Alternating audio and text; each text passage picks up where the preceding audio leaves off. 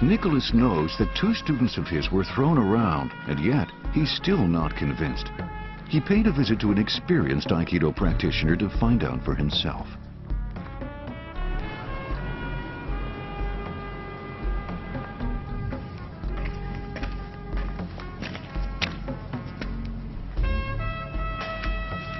Apparently, inside that building is a place where the teacher who was chucking around with my students is teaching.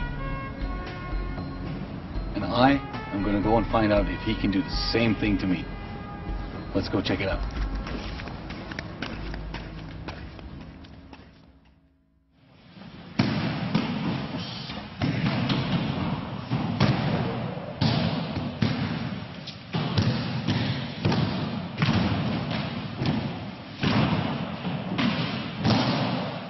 Have you seen these guys in action?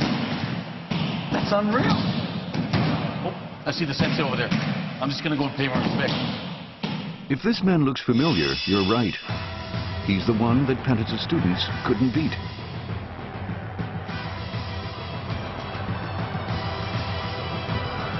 His name is Ryuichi Omori. He teaches Aikido at a university and is an instructor of Shodokan. Sensei, I've seen the footage of you throwing my students around, and I'm kind of a little bit nervous about what's going to happen today. I've never tried Aikido before, and I'm very excited about everything. Maybe you could show me a few things about it today. Hold my right hand with your right hand tightly, and don't let go.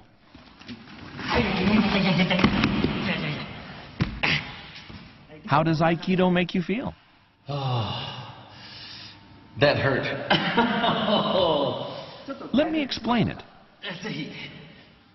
You can create a multiplicity of force by concentrating that force into one focal point. I asked you to hold my right hand with your right hand. Now try to hold as tightly as you can. You can't? Putting my opponent off balance, I can use the concentrated power to my advantage.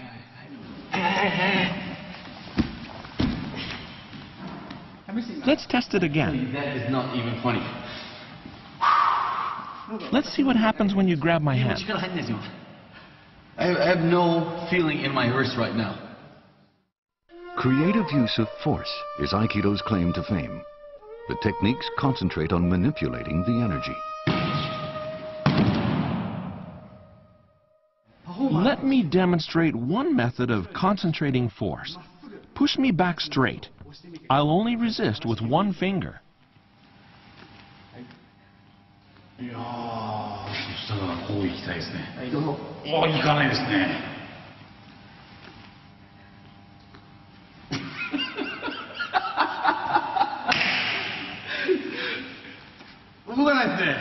May I show you another one?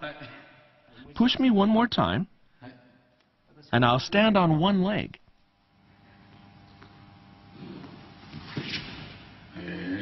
Well, concentrating power into one point makes this possible.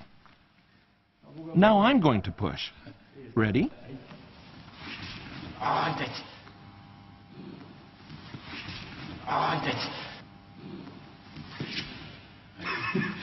You moved. That's because the power is dispersed. Concentrate your power on one focal point.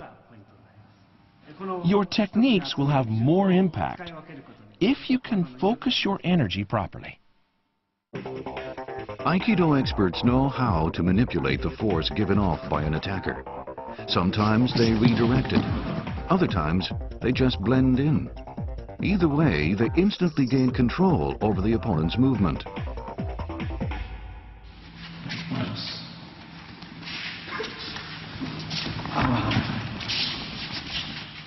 If you pull too strong, it'll separate. Do it gently, like a wave.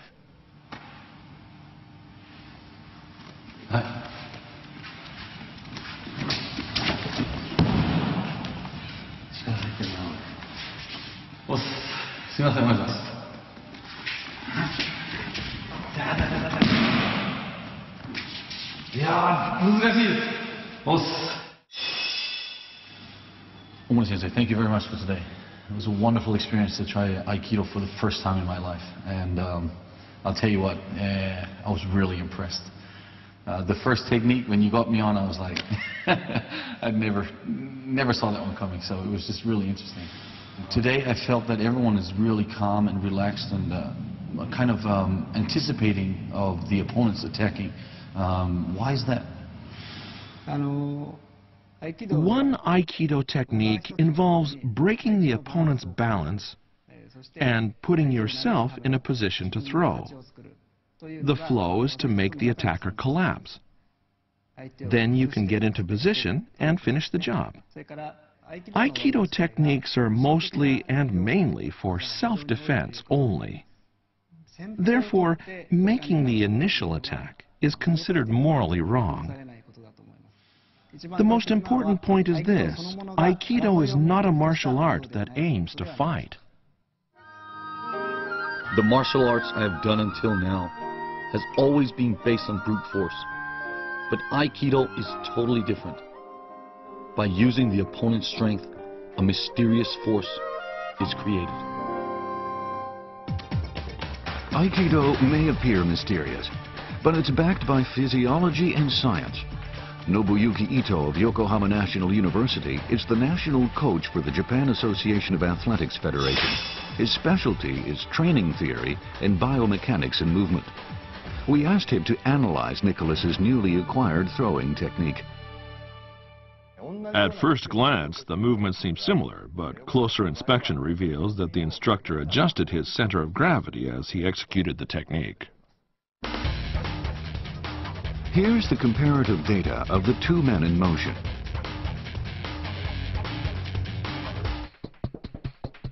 First, the expert. He slides his center of balance backwards and slightly downwards at the very moment his arm is grabbed. That causes the opponent to lean forward and lose equilibrium. Then an upward lift, distributing the alignment of the opponent's upper and lower body, completes the throw. As for Nicholas, his center of balance hardly moves. He just stands there, and from that fixed position, tries to propel himself forward to basically muscle the opponent around. At first I thought people were simply tossed dramatically around, but now I start to understand the dynamics of the technique and realize it all happens in a flash. Hello. Hello. My name is Nicholas Pettas. Nice to meet you. Another man who has some insight into why this all works is Hideo Takaoka. He's been involved with many different kinds of martial arts and is known as someone who can explain their mechanism. So, with my experience with Aikido this time, I understand that there was a lot of power going on there, and I thought it was, through all the experience I've had with martial arts until now, that it was about power. But maybe you could explain to me a little bit more exactly where the strength of Aikido is. Sure. Let me show you two aspects of Aikido's secrets.